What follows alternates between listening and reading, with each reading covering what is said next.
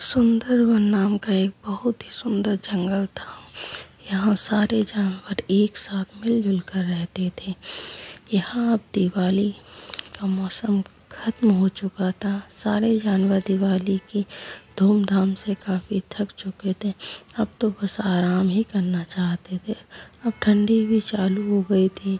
सभी जानवर अब ठंडी के लिए लकड़ियों का ढेर सारा खाना जमा करने में जुट चुके थे, ताकि ठंडी में खाने के लिए बेवजह घूमना ना पड़े और शेर खान का सामना ना करना पड़े। शेर खान ने बेवजह घूमना मना किया था। अगर कोई बाहर का शेर अपने सुंदरवन में आ गया तो कोई मासूम शिकार ना बन जाए।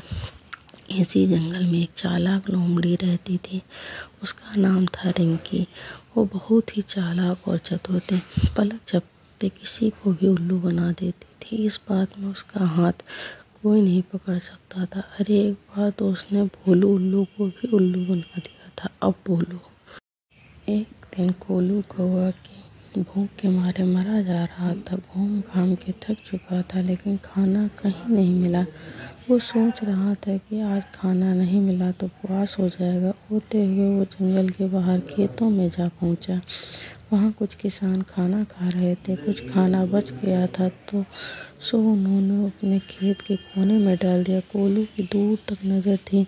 जैसे ही वहाँ से सब किसान चले गए, लपक के उसने वहाँ से रोटी का टुकड़ा उठा लिया और जंगल की तरफ उड़ चला।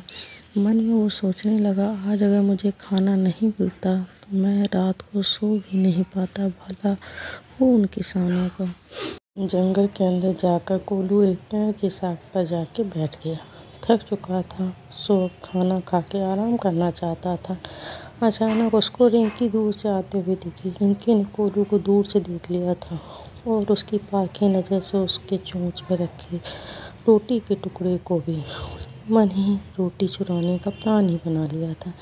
पेड़ के नीचे आते ही रिंकी सुर में गाने लगी।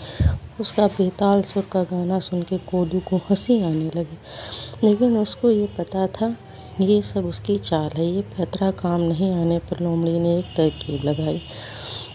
रिंकी बोली, कोलू भाई, मैंने सुना है तुम बहुत अच्छा गाते हो। क्या तुम मुझे गाना गा के सुनाओगे? इस बात पर कोलू भी कुछ भी नहीं बोला। रिंकी फिर बोली, क्या कोलू भाई नाराज हो क्या? मैंने सुना है सारे सुंदरवन में तुमसे सुरीला कोई नहीं। मैं सच बोल रही हूँ। सबको बोलते हुए सुना मैंने तुम कोयल से भी मीठा गाते हो। अब कोलू को वैसे रहा नहीं गया। रिंकी लोमड़ी के उकसाने से वो चने के पेड़ पर चढ़ चुका था। उसे लगने लगा कि वो बहुत बड़ा गायक है। कोयल से भी अच्छी आवाज़ है उसकी। और ऐसा मन में सोचते ही वो गला फाड़ के गाने लगा, काँव काँव काँव। जैसे ही कोलू ने अपना मुंह खोला, उसके मुंह में जो रोटी दबाए रखी थी वो जमीन पे जा गिरी। रिंकी लोमड़ी इसी फिराक में थी। लपक के उसने वो रोटी खा ली और जंगल में भाग गई। इधर बेचारा कौवा भूखा ही रह गया और अपनी गलती पे पछता रहा था, खुद को कोस रहा था। क्या खत्म कहानी।